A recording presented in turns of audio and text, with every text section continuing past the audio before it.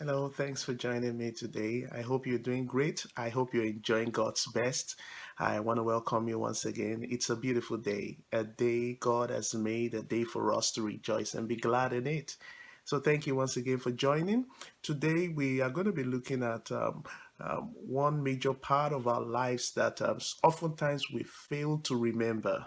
And that is what? That God thinks on us. God thinks about us. So, if you had noticed, sometimes I would get into this scripture just to remind us. And that's what we're going to concentrate more on today.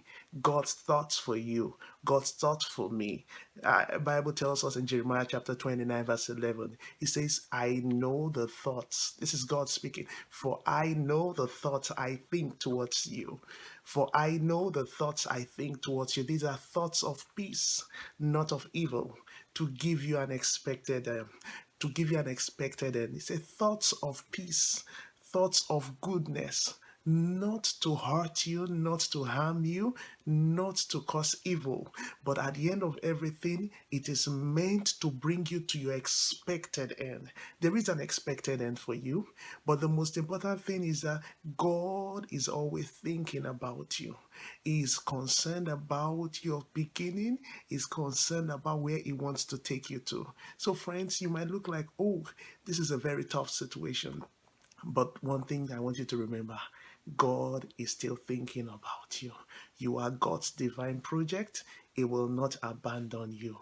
If you had looked at the context of that scripture, it was a time where the Israelites were already in exile.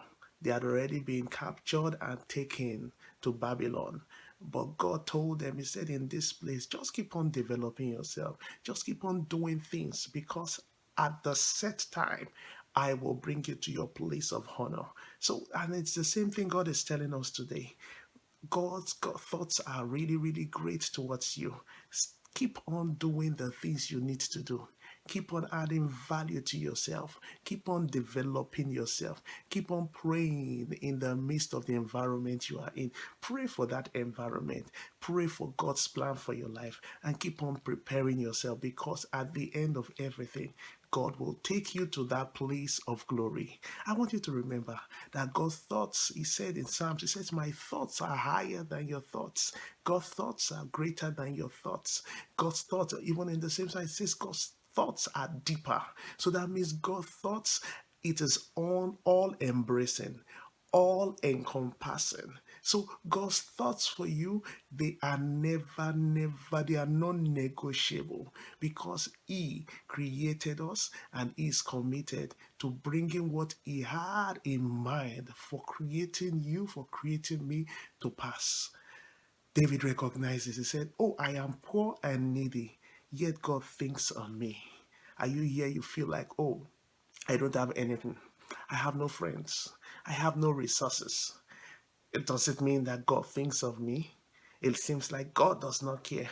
I want you to know that God cares. He's still thinking about you, even in your poor state, even as needy as you are. Keep on strengthening yourself. Keep on holding on to Him because God will surely bring you to your place of glory. I pray for you today, as many of you that are confused about what to do, confused about your faith and your confidence. I pray for you that God will strengthen you. God will strengthen you. Your hands will be held by the hands of the Almighty. And you will always remember that God is always thinking about you. Stay strong in the Lord. Keep on being victorious because God will surely bring you to your place of honor. Thank you for listening to me today. Until we meet next time, keep surviving. Keep thriving, keep winning, keep overcoming because this current situation is the least you will ever face. God bless you and have a fruitful and prosperous week. Bye.